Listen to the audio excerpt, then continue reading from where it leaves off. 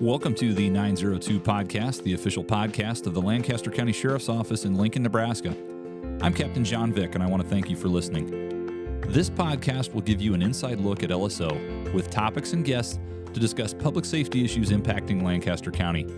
Be sure to subscribe for highlights on news, cases, and the people working for you at LSO. You can also follow us across social media at LSO Nebraska on Facebook, X, Instagram, TikTok, and YouTube.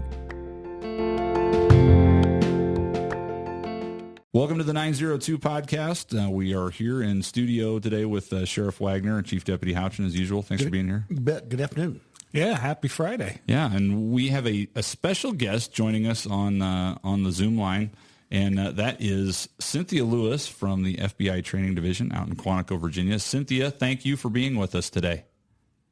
Thank you for having me. Absolutely, and I've mentioned you on the show a few times, so our listeners that have been paying close attention might recognize your name a little bit. But Cynthia, I'm going to let you kind of give us your background, but I didn't want to go without saying that the idea for this show and everything about it really came from a class that I had with you at the National Academy back in 2022. So thank you. I'd been exposed to podcasts before, but I think you and Mari were really kind of the first instructors that kind of opened my eyes to maybe I could actually use this for something useful in law enforcement. Oh my gosh, she's the one to blame? Yes. Wow. Yes, Mari and I, when we created the graduate level public speaking class, it was advanced communication skills. We thought this would be a great opportunity for students to showcase something about their departments and to hear that some of the students have gone back to their agencies and started their own podcasts like you have. This is just a great opportunity to get the information out there to your communities. So thank you for just sharing that.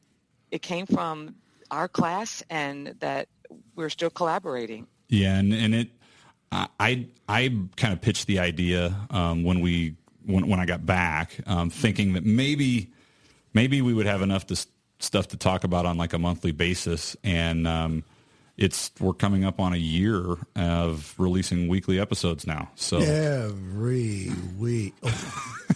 Well, Terry and I talked about it, and we thought this would fail. So we just said, right. Yeah, sure, we'll just try it. And then it took off on us. Yeah, so they were just humoring me apparently. But, well, enough about us, Cynthia. We want to know a little bit, just for our listeners, kind of about you. So where are you from, and how did you get involved in... Not from Nebraska, I can tell by that accent. And how did you get involved in law enforcement?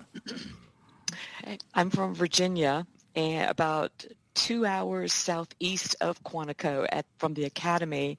And this was not my goal to be in law enforcement at all. Okay. At the time, I didn't have any family members in the federal government and not in law enforcement. I wanted to be an 8th grade English teacher. Well, one of my friends while I was in college, she suggested I apply for a summer job at the FBI and never had considered it. I went to college in Fredericksburg, Virginia, so about 50 miles south of D.C. Yep. I applied for the bureau, and I didn't get it because at the time you had to have a parent working for the FBI. But they kept my application, and right at the time I was a senior in college, they reached back out to me and asked me, was I interested in working for them? Awesome. So you said originally goal was kind of an English teacher. Was that your background in college then? Yes, I majored in English to be an English teacher for K through 12. Okay, awesome. So right out of college, then it was the FBI for you. Yes. But back then they didn't have very many professional staff positions that were higher grade levels. So I had a 4-year degree in English, but I came in as a grade level 5, working in the Office of General Counsel at FBI headquarters. And then I was very fortunate, had some great coworkers, great bosses, and was able to promote in Office of General Counsel. And I stayed in headquarters for about 8 years before I came to Quantico. Okay. So when you were there at Quantico, you're now a part of the it's the FBI's training division. Is that the right name for it? Yes. Okay. So do you know, I mean, how long has the FBI had a training division? Has it always been a standalone group, or has it kind of evolved over the years, or how did that get started? The training division started at I'm not sure before Quantico opened if it was located at FBI headquarters, but I do know when the academy opened in 1972. Okay. That's the best of my memory about when I heard that the training division was really the training division as it's known today. And I was lucky enough to be out there. It was the 50th anniversary of Quantico when my class was out there. So that's just all that I've ever known. You know, you see Quantico in the movies and you hear about it and things. And so I just always thought Quantico has always been Quantico. But yeah, definitely interesting to hear that, but you know, prior to that, they obviously were in DC and other places. So. Yes. Yeah. Well, what is the mission of the FBI's training division, or you know, what are your goals as a staff there? What are you guys tasked with doing? Well, we train leadership and communication for internal partners.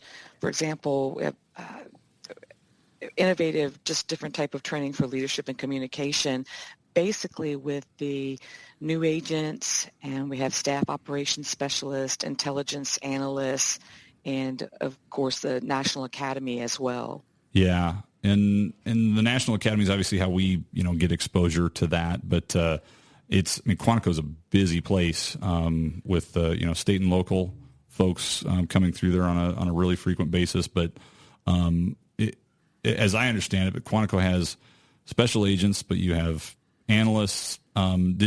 Did you go to Quantico then did you have some sort of initial training? I'm guessing onboarding then when you started as a professional civilian? That started when I came through. That was at FBI headquarters. Okay. For new employees. We had a week at headquarters, which is now at Quantico at the training division for all employees. Okay, gotcha. So now today, that's kind of where everybody gets started. Or I shouldn't say everybody, but most people get kind of their orientation to the FBI then. Yes. Awesome. So, and I know you don't necessarily do the initial, you know, special agent training all that much, but you have counterparts there in the training division, and is that still the training division's responsibility for kind of the agent basic training as well? Yes, it is. Okay. How about, you know, the ongoing in-service stuff? And you mentioned that sometimes you know, have to help out with field offices and things like that. Yes, there's often in-service training going on at Quantico, so agents will come back for some advanced training for different topics, and also when depending on budget and availability, Sure. We might travel to field offices or state and local agencies also to train. Yeah, well, and I know, you know, I was even fortunate enough to take a webinar series with you after I got back from the National Academy, but I know that the technology has certainly evolved to allow you guys to reach a lot more places with all sorts of topics. You know, we did a class on resumes. I'm trying to remember what the other one was. There was another one on, I think it might have just been on like punctuation or something with report writing. Yes. Oh my gosh, we need to bring her here. Probably so. And I'd probably be one of your worst students, so. I have a punctuation webinar coming up soon, I believe in February. But when the pandemic first started and we didn't have classes in person for a while for National Academy, we decided to try to have webinars so we could still reach our partners and offer some resources and training and education.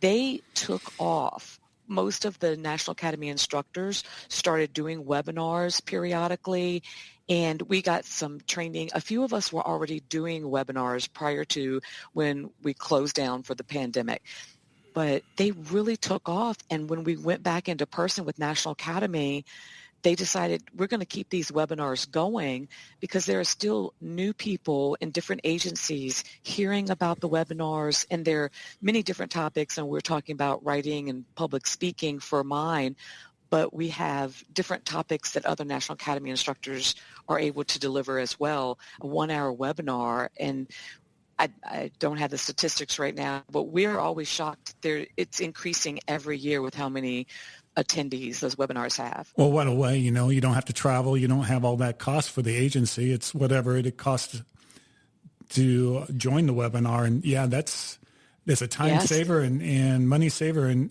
everything. And I don't know if you always get the same as you do face-to-face, because you don't get the talking after class and things, but it's still a very good way and cost efficient. Well, I know that all of us, in this room have had the fortune of going through the National Academy experience, and it certainly is an experience. And I'm sure you get to see all of these people kind of from the other side, Cynthia, of, all these faces across the country. So it's probably, I think it's good. You only have a limited number of seats that are able to do that each year. And so to be able to reach that broader audience, it seems to me that's kind of the reason that the National Academy started. Yes. Yes. To be able, the networking is one of the biggest parts of the National Academy. And just like to have three of you in a room right now and all of your expertise that you share that. And that's just one agency's example. Mm-hmm. Well, and just to share, we were talking in a previous episode about, the kind of the origins of the National Police Academy sheriff, back J. Edgar Hoover. Yeah. He realized the need for uniform professional training. So it was called the National Police Academy at the time, I think. And then that, I think, changed pretty quickly into the FBI National Academy. And yeah, it's been going on since 1935, and what a great asset. I think we all three here collectively agree it's probably one of the most beneficial professional endeavors we've been involved in. Well, that, and, we stayed involved, too, with the association in doing that. Yeah. And the sheriff and I have both went through the presidency, vice presidency, and all those on the state level, and got to come back and do all that at the Quantico. So, yeah, it's the experience hasn't just stopped, and that's a positive thing, too.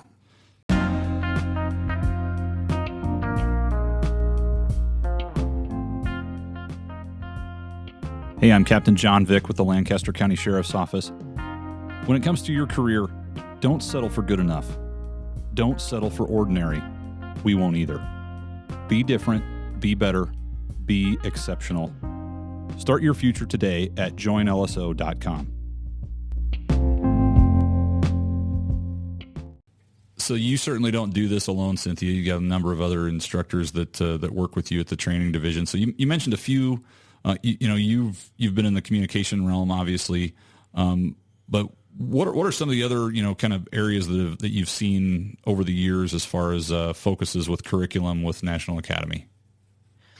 Yes, we've had behavioral science, cyber, counterterrorism courses, intelligence theory. We have leadership, and now a big focus is wellness, and of course the physical training. Yeah, I'm sure y'all have not forgotten your physical training you received while you were there, but the wellness has become a big component of the National Academy curriculum. Yeah, I mean that's definitely something that made an impact on me, and it's just it's hard to describe. Some of the people that work in the physical side of things are so motivational and really practice what they preach. To be able to just see that in action definitely makes an impact on people. So, one of the other unique things about the National Academy is the partnership with the University of Virginia, and it's really helpful to be able to take actual college credit, undergraduate and then graduate credit back home. For a lot of people that can transfer either to another institution. But I don't know what the numbers are of people that actually finish their degree through UVA, but I know I have a number of classmates that have done that. Yes, and I've gotten quite a few requests over the years for people who will ask for a copy of their syllabus after graduation because they want to get the credits wherever they're deciding to go to transfer those credits. They're asking for maybe a transcript from UVA, and we put them in touch with the people from University of Virginia. But also now that a few years ago, University of Virginia developed a Master of Public Safety master's program, and I've heard quite a few students say that they plan to continue on getting that master's. Some students might already have a master's and say, well, I want to go on and get this second master's. So the level of education now is just tremendous coming through National Academy. Yeah, and I think that's the part of this that I hope that our listeners pick up, is just the depth of training that goes into, it's not just simply a police academy experience. I mean, it's a full academic, full academic environment where, you've got undergraduate and graduate level coursework, and just how, the FBI and the training division is trying to apply that and kind of pass that through to law enforcement is really unique.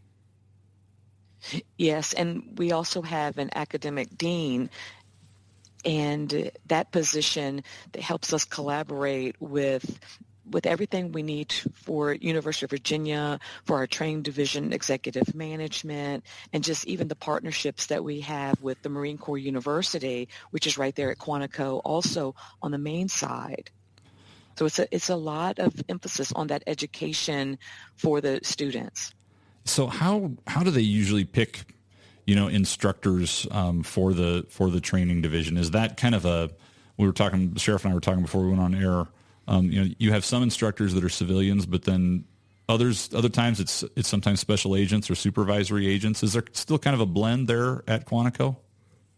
Yes, there's still a blend, and some of the agents have, when they come through the training division, they have that subject matter expertise based on their position over the years as an agent for the FBI. And then for our professional staff positions, some are retired law enforcement.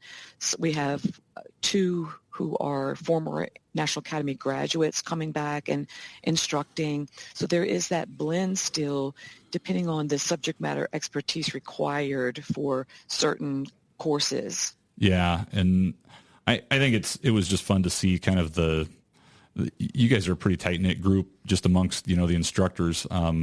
We obviously spent time in class together, but to see you guys kind of outside of class too, it was fun to just see the relationships that you guys are able to build with people there at Quantico. Yes, you're right. It's interesting that you pick up on that as a student, because we have a really close-knit group of instructors. Everybody is supportive and encouraging, and we collaborate and share and figure out what's the best way to approach topics based on knowledge of students we've had in the past or conversations that have come up in the classroom. So absolutely. If you want a challenging career, a career where you can make a difference in your life, your family's life, and the lives of those in your community, come and join the Lancaster County Sheriff's Office. To learn more or to apply, visit us online at www.joinlso.com. Well, I want to move on a little bit just to your area of expertise in particular. So, communication and law enforcement. And we mentioned earlier, I took a public speaking class with you, a public communications class with you, and podcasting was a part of that. I thought it was a really, unique way. I think that was one of the first kind of blocks that we had. Was that right? I think so, yes. Thinking back to the syllabus a little bit. But, just taking away, my takeaways from it, at least, it seemed that there was definitely an emphasis on, kind of meeting that public expectation that we have now in 2024 for law enforcement agencies to communicate to the public. Is that intentional? Yes, absolutely. For that advanced communication skills course, thinking about the importance of the transparency with your citizens, your community, and for now podcasts. The FBI has a podcast, and they come out regularly with topics. A lot more people want to know a lot more about law enforcement agencies and be able to share what's going on in your department, in your community, and we all have social media, but having that podcast and doing the interviews and just digging a little deeper than what we see on social media, just the communication portion with your communities is so important. Did you guys see that? Was that the same? Did that look any different when you guys went through? I mean, I know the National Academy is usually pretty responsive to changes and trends in the industry. But Sheriff, do you remember if well, we still had that chalkboard thing. Oh, you did? Yeah, that you wrote on. Okay. Jim Vance was my instructor, and we brought him back to Nebraska for one of our retrainers here, and he was at the National Academy National Retrainer 1 year. Great, really a great instructor, and I learned a lot from him. I wish I took his communications course, but I wish I could have taken his media relations course as well. Both of those, especially in my position, would have been really beneficial. But it was. I learned a lot. Yes, absolutely. I worked with Jim Vance. I believe he was the first professional staff instructor at the National Academy, and he brought such a wealth of information, being prior Marine Corps. Yeah, the PIO for the Marine Corps. Lieutenant Colonel. Mm-hmm. How about you, Ben? Did you remember that kind of emphasis when you went through? Yeah, I do. And, when I went through, the Virginia Tech mass shooting went on at that point in time. Oh, and you I were was out there there for that part of it. And, that was when a lot of that was just taking off, and we had lots of discussions about that area. And the big thing, I was always into the criminal aspects of it, the legal law things that they've done. Now that I've kind of changed positions and done that, I didn't take a media class because I honestly didn't think I'd ever need it. You didn't think we'd ever let you before? Yeah, I didn't think you'd let me be in front of the media. I was just like, oh my gosh, what are they doing?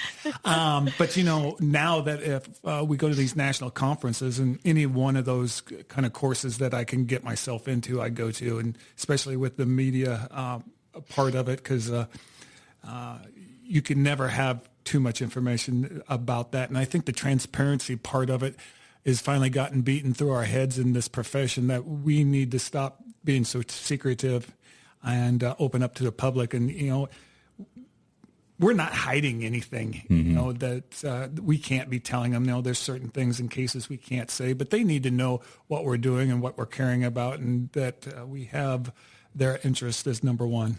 And if we tell them why we can't tell them, yeah, I mean, that goes a long ways. Yeah. Cynthia, the thing I guess I appreciated about your class specifically was we can all talk about the why, and the why is pretty easy to understand, but the tools and tips that we picked up from your class specifically were kind of some of the how. And sometimes you don't stop to think about the how you can be effective at communicating, but and I don't know if this is your line or if this is somebody else's, maybe it's just the FBI's in general, but like your bottom line up front thing. I'm world famous around here for writing emails that are way too long, and so I've really tried to take that to heart since I've been back, and using that as an effective tool. You have? I'm working on it. That's a work in progress. Let me tell you. That is so true. The bottom line up front, that is, I teach that in writing class. Definitely cannot take credit for that. A lot of students I have with the military background say that they also were taught that in the military. Okay. And one thing I like to point out, a lot of people tell me in my writing classes and communication classes that how we learn to write in school is not what prepares us to write on the job. It's scholarly writing is so different than business writing. Yeah. It's basically relearning some of that communication that we learned in school. So, I mean, we did an entire episode here just on reports and how important police reports are to us in what we do. Why, from somebody that comes from an English, academic background, why would you say that written communication is important for law enforcement? It's lasting. It's there forever, as recordings are. Just the communication part of it. Some people, that might be all they see of your agency is what you've written, whether it's on social media or it's a report. Maybe that's the only thing that the jury sees, that the judge or prosecutors see.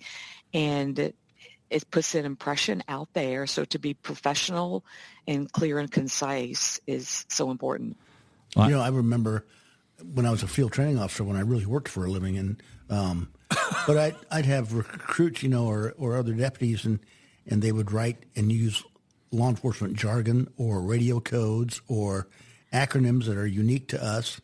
And I say, you got to imagine if you're a prosecutor or a juror hearing this, are you going to know what you're talking about? And in a lot of cases, no. I mean, you've got to use a common everyday English to convey that message. Yeah, and like describing a fight and those things and what you see and what you felt. And nobody calls people perpetrators. Yeah. Mm-hmm. Yeah. And being able to describe exactly what, why you did what you did is because of these things, and being able to put that on paper is extremely important. I always hated it when deputies write, well, then he swore at me. Well, I don't want to know what swore at you. I need to know what they are being said. Mm-hmm. Cynthia, the FBI has actually gone so far, and some agencies have followed that lead of writing or developing a writing style guide. Can you talk about that a little bit and kind of why that was important to the FBI? Yes, for the National Academy courses, the writing manual I use was created by one of my predecessors, and it was specifically created for FBI and National Academy. It's not one of the textbooks. We might see, like, many of us have a writing style book. Mm-hmm. It could have been American Psychological Association or the Gregg Reference Manual. This one is more specific to law enforcement writing. Very operational. Yes. And just like Ben was saying and Sheriff were saying, to be specific, that we can't use that jargon for clarity. What we learn to write in school, that's not the same as communicating from a law enforcement perspective. Mm-hmm. Well, I would say that you're so true, because our FTOs, when our new recruits going in, report writing is probably most difficult, along with learning where the heck they are and how to get there. A lot of when I started, we had to dictate, yes, and we still do, mm-hmm. and it is so difficult sometimes to dictate and maintain continuity in your thoughts, and to get that story told, in an understandable manner is difficult, and it takes some practice. Yes, it does. Cynthia, mm-hmm. I think that's one of the shocks to some of our people when they're new. You have this idea about what being in law enforcement's like, and that you're chasing bad guys and shooting guns and driving cars and things like that. Driving cars fast. Yes. Driving cars fast. Real fast. Those are things that we do sometimes, but every day we're writing reports and we're writing, emails or letters or things to communicate. And I think that at least here kind of is a shock to people. Do you find that there in any of your instruction? I do. That's a great point. A lot of times in the National Academy classes, think about all the writing officers have done up until the point where they become command staff. A lot of that is chronological writing reports. And now all of a sudden they have to write grants, evaluations, mm-hmm. proposals. And it's a different mindset. So you're changing it from that chronological organization to something different. And you're trying to persuade people to give you money, to give you personnel and equipment. So it's a different way of thinking about writing. Absolutely. Mm-hmm. Yeah. Well, super, super important. And just, all the work that you and your colleagues put into preparing us as leaders, to be able to not only be good at what we do, but prepare us for those future roles. It's just a big undertaking, but we're just so glad that you guys are there to do that. Go ahead. Well, I was just going to say, I started out, I had great mentors, but I know that now, after I've been teaching for quite a few years, almost everything in my classes, I'm sharing that came from former NA students, lessons learned from them that they shared, and then I can repeat that and say, well, John Vik from session 284 said, and I just learned so much from all of the students and what works for them and what maybe doesn't work for them, that hopefully passing that along makes even more of an impact. That very experience at the National Academy, speaking with your colleagues, on the coast or in different countries, we're all faced with the same problems. It's just kind of, sometimes it's to a different degree. But, yeah, learning from your colleagues is just about as important as learning from your instructors. Yes, I agree. It wouldn't surprise me if the students learn more from each other through those facilitated discussions than they learn from the instructors. I know I just hope that they take away half as much from me as I take away from them every session. Well, the boardroom was always a good classroom for me. I don't know, but well, us being, we're in the Midwest here, and usually everything kind of sucks inwards from the coast. And that was one of the things of you start talking to the people on the East and West Coast, and you can think about 2 years, we're going to have that same issue going on. Yeah. And that's how you learn so much more. And I can just remember, the methamphetamine, but, they were talking about the heroin and different things that were just starting to come our way. And eventually it did. Well, Cynthia, I know we're getting close to the end of our time here, but any other topics or anything else going on at the training unit that you want to talk about? One of the things I would like to mention from the writing class, now we have a graduate level writing course. This is a great opportunity for National Academy students to share their expertises. I have a block on publishing, and that has been a great outlet for National Academy students. Often they don't realize how much information, knowledge, and experience they have to share. Yeah. So doing something like a podcast or writing an article for publication, that's one of the requirements for the writing course. And now with so many students able to publish articles, we are publishing a lot of them through the FBI's Law Enforcement Bulletin. And that's just another way to get information out there to train mid to upper level management leaders around the world because of just the international readership that most of these law enforcement publications have. That's been, I think, one of the biggest impacts I've seen from National Academy students to see themselves create podcasts or to get published, to know that they can get their information and share it with others. Well, I still owe you an article for the bulletin, and I'm looking forward to do that. Ben keeps putting work on my desk. Well, I try. I'm just whining. I do have one. What is your, out of all the classes you've taught and done that, what is your most favorite one and why? You don't mean session number, do you? Because well, right now 284 was the best. Number. Yeah, everybody knows that. You have to say that no matter who's in the room. That person's session is the best. I hear you. I love it's interesting because I love the writing because that's my background. I love the public speaking as well because I was so afraid to speak in public about 20 years ago. I would have never thought I would not only be giving presentations, but I'd be teaching other people. I've come so far learning from National Academy students and I like to share and give back what's helped me. I procrastinated writing and I would procrastinate giving a presentation. Both of those, I probably about the same. I've just learned so much, and I like to share what I've found out to be true about those two topics with as many people as possible. I should have put Toastmasters on here too, Cynthia. I'm looking at my notes, and I didn't even bring up Toastmasters. But are you still active in that chapter out there? Yes, we have the FBI Academy has a club. FBI headquarters has one, and I'm still active in the one at the Academy, and I helped co-found one in my hometown, which is a rural area, and probably the closest Toastmasters club is an hour to hour and a half from there, and that's continuing to grow. So I just gave a speech last week. I'm still trying to improve my skills. I might teach writing and teach public speaking, but I'm still trying to improve, hopefully to get better in all of these skills as well.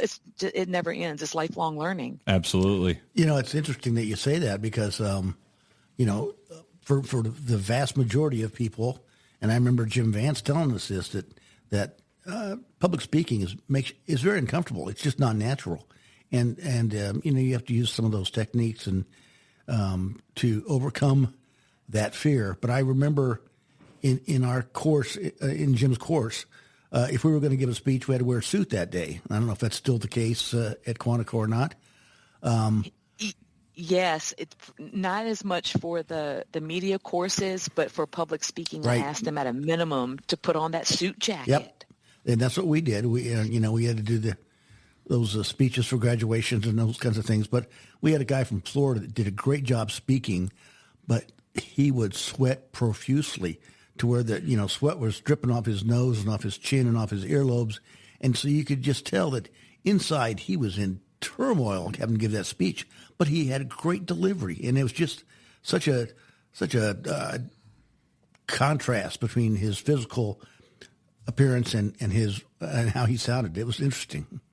Yeah, absolutely. Those physiological changes, if had some students, you get a dry mouth or your nose might run, things that you don't even expect when you're nervous until you get up there, and trying to help people overcome that because it's helped me overcome it to some extent. I mean, I still get nervous, but this most recent Toastmasters meeting, my project was to give a speech in front of a difficult audience. And we were on Zoom, and they were interrupting me on purpose. They were doing all kinds of things to be difficult, and they were difficult. But practicing on Toastmasters, that helped me, because when I get into a real life environment where that happens, I'll be better prepared. So what is some of your tricks of the trade? So when you are going to give a speech, to lower your nervousness and do the best you can? One of the videos I like to watch is by Amy Cuddy on TED.com, and she talks about fake it until you become it. And I never thought about that, but we fake it until we make it, but she talks about faking it until you become it. So if you go up there and you act that confident and you pretend that you are, all of a sudden, a lot of us have felt imposter syndrome over the years. But you fake it and you act it, and often, not every time, but often, that makes you feel confident. And there's some little tricks about the nonverbals we use, how they affect how we feel about ourselves, not the nonverbals our audience sees. This is before you even get in front of your audience, but those nonverbals that we use that can make us feel more nervous or make us feel more empowered. So that was probably one of the important things I remember from Amy Cuddy in her presentation. Well, and I don't know if you've been counting my so's and ums and ahs in this episode, but that's certainly something I've paid more attention to. Those mental, I just did one right there. See, mental pauses, and just that awareness, Yes, and it's being aware of it, because we all say them or here and there. It's just when anything we do becomes distracting. Right. I had one student years ago, he didn't realize he licked his lips the whole time he gave his speech. So being aware, being in a classroom environment with your supportive and encouraging classmates. Mostly encouraging, yeah. Mostly. And then when you get back to your department, then it won't be noticeable. You won't be doing it. You'll have figured some way to overcome that. Yeah. It's funny. We do our briefings on Facebook Live, and it's amazing how many comments you can get about yourself and what you do stupid. We've become much more aware. Yeah, not a friendly way, but you learn real quick. Yeah. Well, it's funny. I still mess up and I mispronounce words and in front of students, like in front of 30 students. But you just have to most of the time make light of yourself and not take yourself too seriously. That's what's worked for me too. That's exactly right. Well, we really, really appreciate your time today, Cynthia. Thank you again for all the work that you and your colleagues do there at the FBI Academy and National Academy at the Training Division in Quantico. And believe it or not, what you do makes a difference locally. So, yeah, right here in Lincoln, Nebraska. Thank you. Yeah. Thank you. Thank you all so much. I really appreciate you taking the time and just being able to talk with you. And congratulations for all of you, like 3 NA grads right here. That's something special. Yeah. 100 classes apart. That's true. That's true.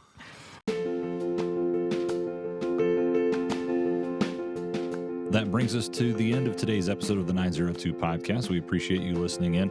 A huge thank you to the FBI's Training Division in Quantico, Virginia for making this episode happen. And thanks specifically to Cynthia Lewis for joining us. If you have additional questions or want information about career opportunities with the FBI, head over to www.fbijobs.gov. If you have questions about career opportunities at the Lancaster County Sheriff's Office, you can check us out at joinlso.com. For additional information on our office specifically, find us on social media at LSO Nebraska or on Facebook, Instagram, X, YouTube, TikTok.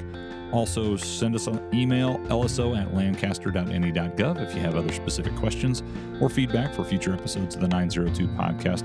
We're glad that you joined us today. Thanks for listening, and we hope to catch you on a future episode.